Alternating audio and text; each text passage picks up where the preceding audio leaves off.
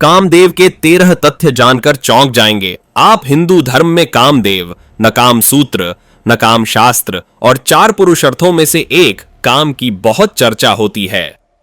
खजुराहो में कामसूत्र से संबंधित कई मूर्तियां हैं।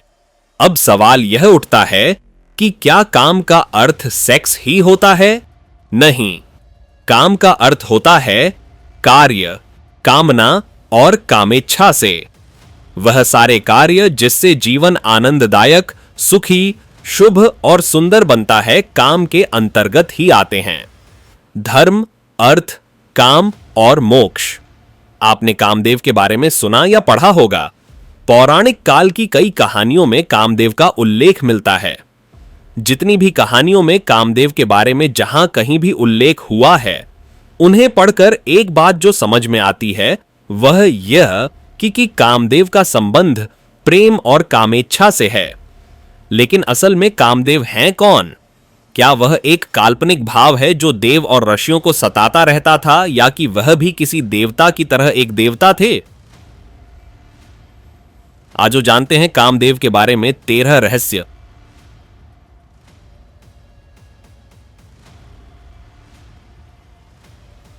कामदेव का परिवार। पौराणिक कथाओं के अनुसार कामदेव भगवान विष्णु और देवी लक्ष्मी के पुत्र हैं। उनका विवाह रति नाम की देवी से हुआ था, जो प्रेम और आकर्षण की देवी मानी जाती है। कुछ कथाओं में यह भी उल्लिखित है कि कामदेव स्वयं ब्रह्मा जी के पुत्र हैं और इनका संबंध भगवान शिव से भी है। कुछ जगह पर धर्म की पत्नी श्रद्धा से इनका आविर्भाव हुआ माना जाता है। प्रेम के देवता। जिस तरह पश्चिमी देशों में क्यूपिड और यूनानी देशों में इरोस को प्रेम का प्रतीक माना जाता है, उसी तरह हिंदू धर्म ग्रंथों में कामदेव को प्रेम और आकर्षण का देवता कहा जाता है। कामदेव के अन्य नाम राघवृंथ, अनंग, कंदर्प, मनमथ, मनसिजा, मदन, रतिकांत, पुष्पवान तथा पुष्पधम्भ आदि कामदेव के प्रसिद्ध नाम हैं। कामदेव को अर्धदेव या गंधर्व भी कहा जाता है, जो स्वर्ग के वासियों में कामेच्छा उत्पन्न करने के लिए उत्तरदायी हैं। कहीं कहीं कामदेव को यक्ष की संज्ञा भी दी गई है। कामदेव का स्वरूप। कामदेव को सुनहरे पंखों से युक्त एक सुंदर नवयुवक की तरह प्रदर्शित किया गया है, जिनके हाथ में धनुष और बाण हैं। ये तोते के रथ पर मकर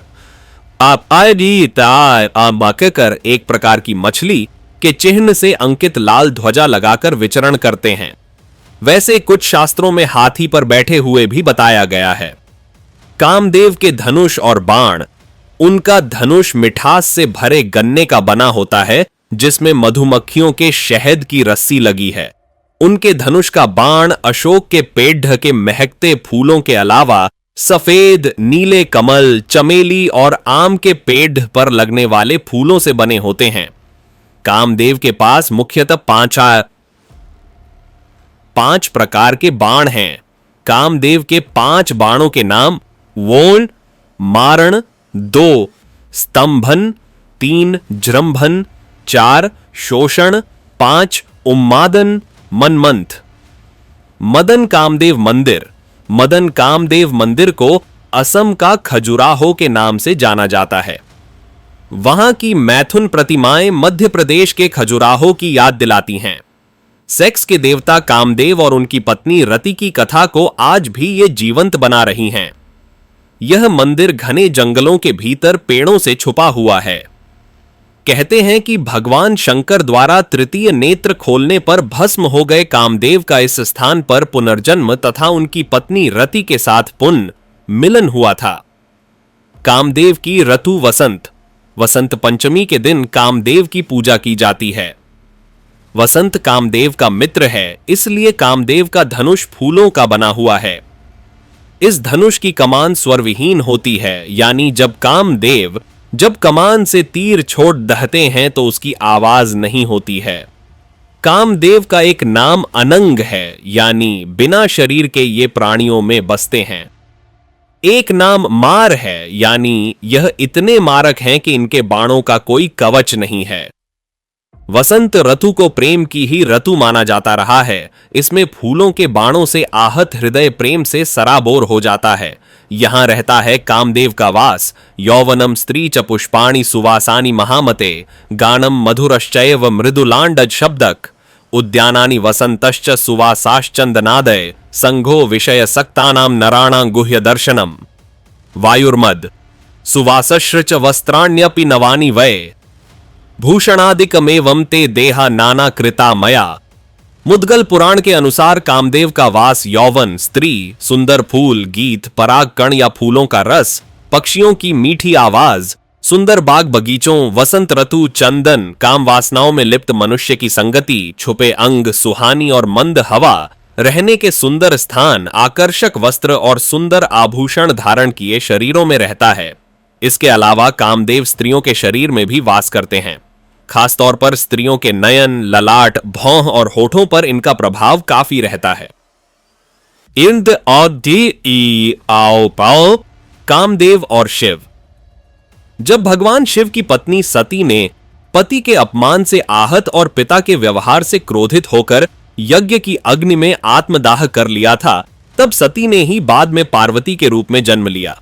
सती की मृत्यु के पश्चात भगवान शिव संसार के सभी बंधनों को तोड़कर मोह माया को पीछे छोड़कर तप में लीन हो गए।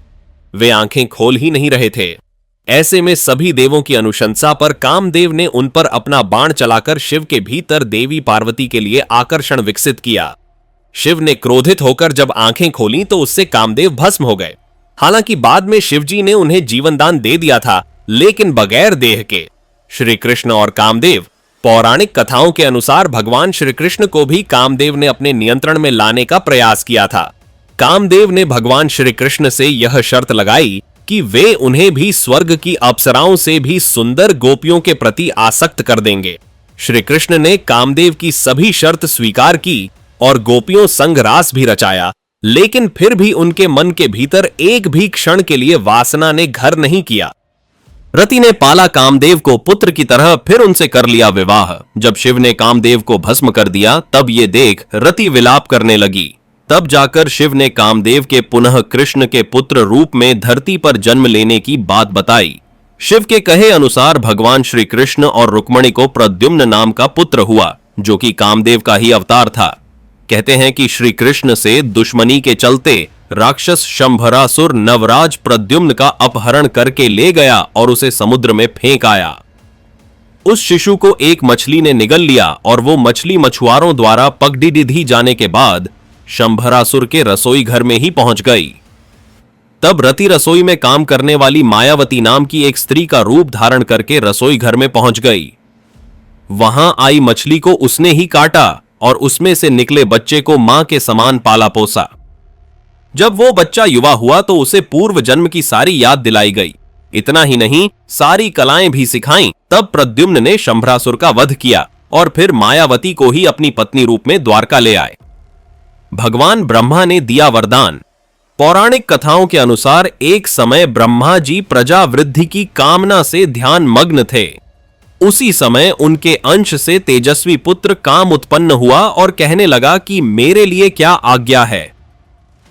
तब ब्रह्मा जी बोले कि मैंने सृष्टि उत्पन्न करने के लिए प्रजापतियों को उत्पन्न किया था, किंतु वे सृष्टि रचना में समर्थ नहीं हुए, इसलिए मैं तुम्हें इस कार्य की आज्ञा देता हूं। यह सुन कामदेव वहां से विदा होकर अदृश्य हो गए।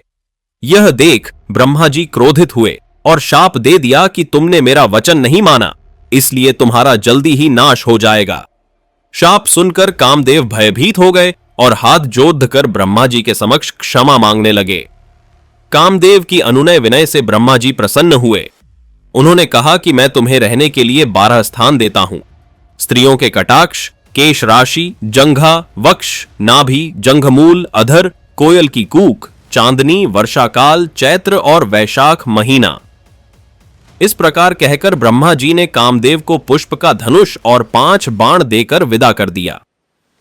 ब्रह्मा जी से मिले वरदान की सहायता से कामदेव तीनों लोकों में भ्रमण करने लगे और भूत, पिशाच, गंधर्व, यक्ष सभी को काम ने अपने वशीभूत कर लिया।